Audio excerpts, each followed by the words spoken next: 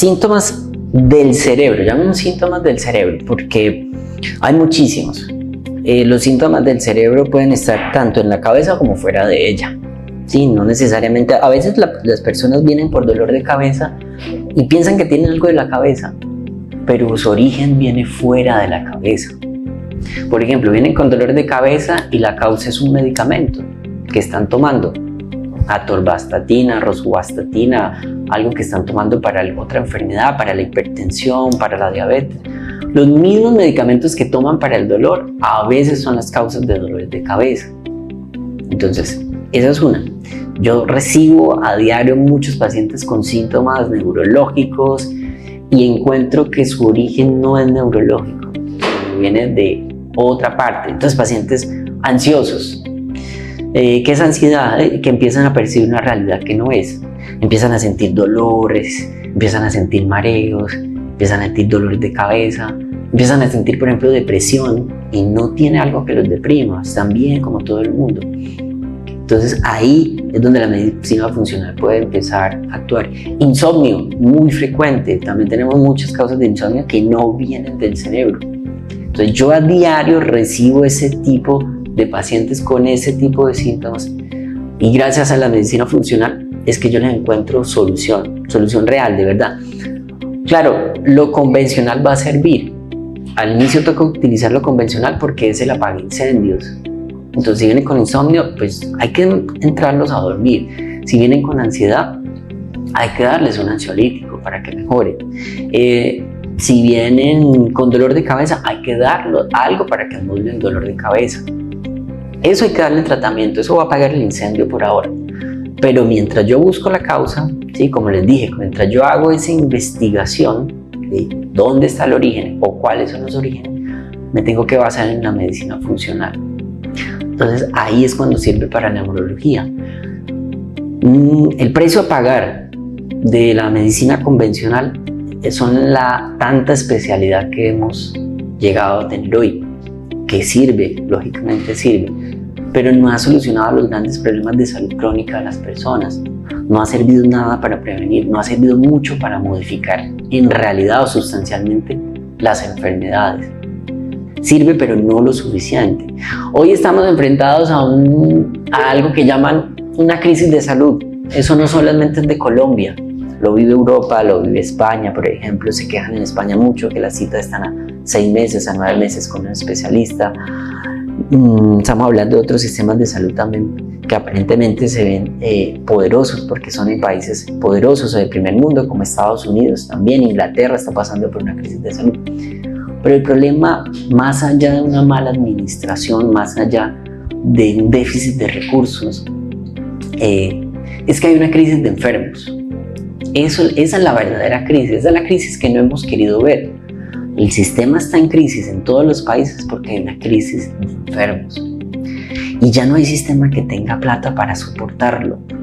Cada vez las poblaciones de Europa y Latinoamérica ya lo están empezando a vivir, se están volviendo más viejas. Al estar más viejas están más enfermos. Tenemos más Alzheimer, más diabetes, más hipertensión, más enfermedad cardiovascular, más cáncer. Entonces el sistema ya no soporta que paguen eso y cada vez hay menos jóvenes, que la población se vuelve más vieja, menos joven, que aportan más al sistema de salud.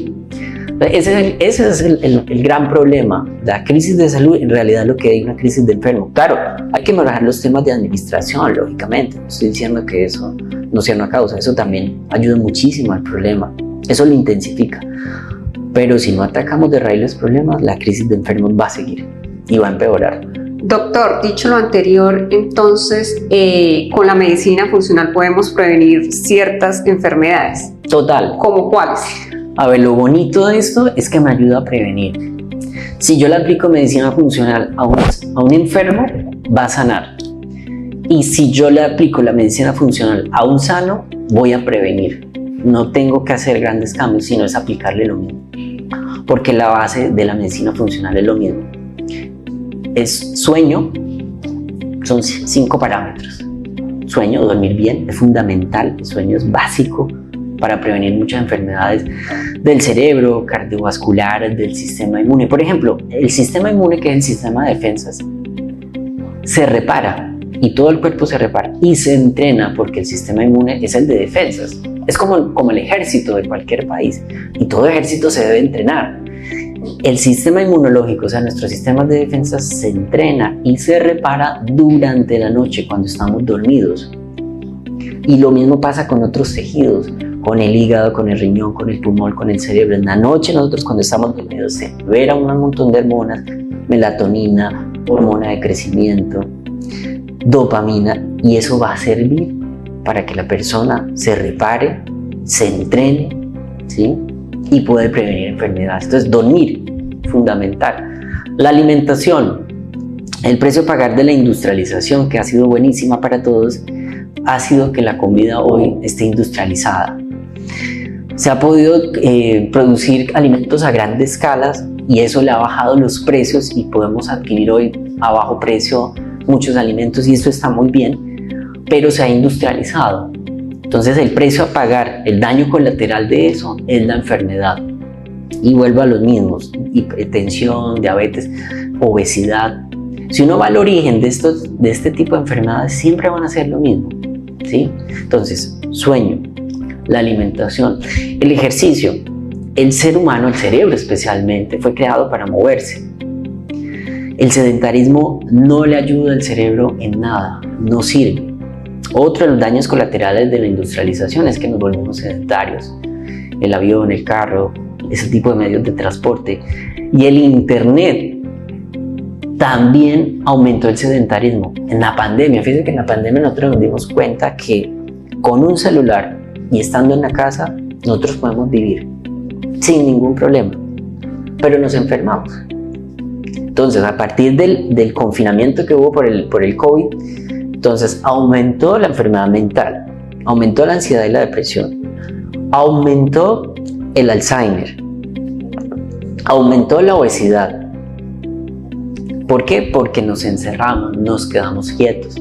Aparte que comimos mal durante ese tiempo, nos quedamos quietos, no nos movimos. Entonces, el sedentarismo es otro precio a pagar. Entonces, dormir, comer bien, hacer actividad física, tener buena salud mental, buenas relaciones personales y con todo el mundo con el que nos relacionamos. Como dije al principio, o sea, uno no sabe la cantidad de personas que se enferman simplemente con las personas que lo rodean. Y le voy a poner un ejemplo. Yo tuve una paciente de 60 años y uno no cree que esto pueda pasar en un adulto mayor. Una paciente como de 60 o 65 años vino a mi consulta por dolor de cabeza. Y yo empecé a investigar, ¿no? Después de los 55 años, alguien que le duele la cabeza es un signo de alarma y hay que hacer un estudio de imagen. Y yo se lo hice y salió bien.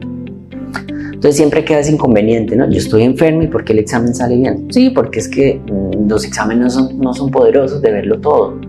Un examen tiene la capacidad de decirme a mí que estoy enfermo, pero no tiene la capacidad de decirme que estoy sano. Él tiene un límite. Si yo me hago la glicemia, no solamente mire la glicemia en ese momento, es una foto que tomo en ese momento y ya, no más. No mira el pasado, cómo estaba la glicemia hace una hora, ni me va a decir cómo va a estar mañana o un minuto después. Entonces le hice el examen, salió bien, le hice otros exámenes de sangre diferentes, a ver, buscando eso, y no encontraba la causa. Le di medicamentos, no mejoraba, le hice una terapia neural y tampoco, terapia sedativa, le hice varias intervenciones buscando el origen que no lo encontraba y buscando una mejoría. Y nada, y seguía igual. Un día en una consulta me dice lo siguiente: doctor, le voy a contar la verdad. Resulta que yo tengo problemas con mi marido. Llevo como 35 años viviendo con él. Pero es una persona desaseada, es un puerco, no me valora. Bueno, habló muchas cosas negativas del esposo.